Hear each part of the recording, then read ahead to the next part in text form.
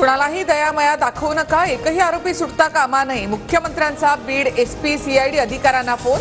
सरपंच देशमुख हत्या प्रकरणी तपासाचा आढावा घेतला। शासनाने बीड हत्या प्रकरण गांभीर्याने घेतलंय, कुणीही तपासामधून सुटणार नाही। उपमुख्यमंत्री एकनाथ शिंदेंची ग्वाही।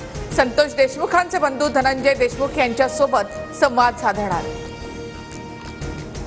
4 तासानंतर धनंजय देशमुखांचं पाण्याच्या टाकीवरील आंदोलन मागे। सीआयडी पथकासोबत धनंजय देशमुख यांची चर्चा। तपास योग्य दिशेने सुरू असल्याची दिली माहिती।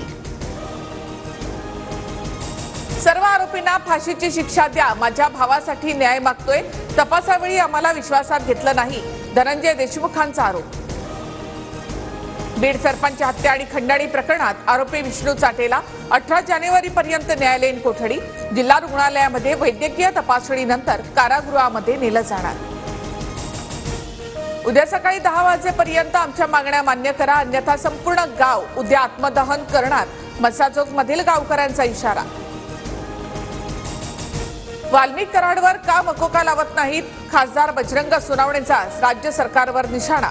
मुख्यमंत्र्यांसह शहांना भेटून सीबीआय चौकशीची मागणी करणार।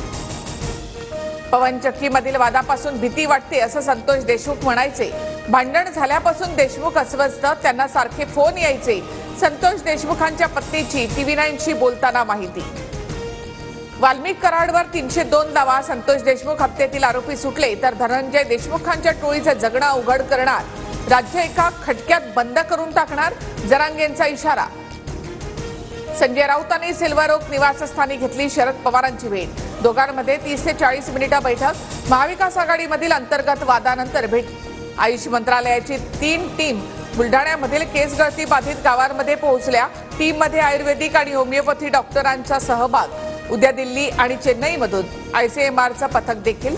पौर्णिमेच्या शुभ मुहूर्तावर महाकुंभ मेळ्याला सुरुवात। महाकुंभामध्ये 1.5 कोटी भाविकांचं स्नान।